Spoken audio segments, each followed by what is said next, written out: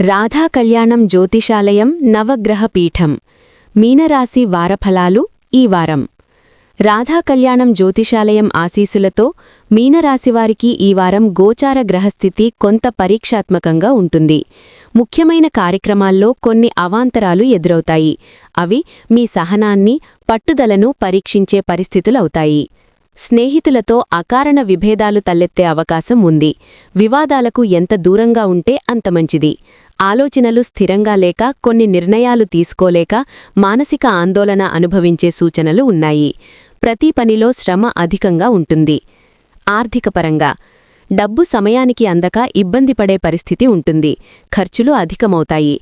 అవసరాల నిమిత్తం కొత్త రుణాలు చేయాల్సి రావచ్చు. ఆర్థిక వ్యవహారాల్లో జాగ్రత్త అవసరం. ఖర్చులను నియంత్రించడం మంచిది. కుటుంబ జీవితం కుటుంబ సభ్యులతో చిన్న చిన్న వివాదాలు తలెత్తే అవకాశం ఉంది.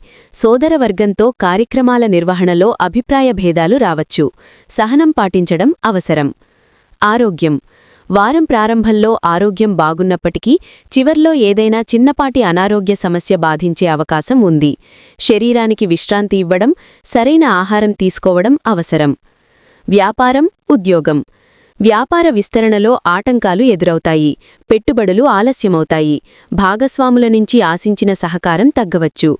ఉద్యోగస్తులకు ఇష్టం ఉన్నా లేకపోయినా కొన్ని మార్పులు చోటు చేసుకుంటాయి. బాధ్యతలు పెరుగుతాయి. వైద్య, పారిశ్రామిక, కళారంగం వారికి కొంత నిరాశ కలిగించే పరిస్థితులు ఉంటాయి. మహిళలకు ఒక వార్త నిరాశ కలిగించవచ్చు. టెక్నికల్ రంగం వారికి గందరగోళ పరిస్థితులు ఎదురవుతాయి. భవిష్యత్తుపై ఆందోళన పెరగవచ్చు.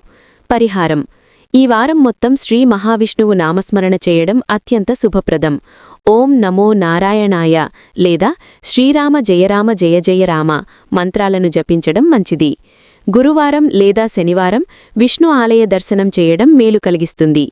ఇవే నవగ్రహ సంచారం ఆధారంగా ద్వాదశ రాశుల వారపు ఫలితాలు.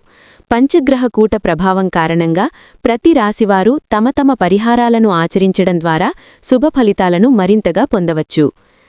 రాధా కళ్యాణం జ్యోతిషాలయం నవగ్రహ పీఠం ఇవాల్టి వారఫలాల కార్యక్రమం ఇక్కడితో ముగుస్తోంది. వచ్చే వారం మళ్ళీ కలుద్దాం. అంతవరకు నమస్కారం.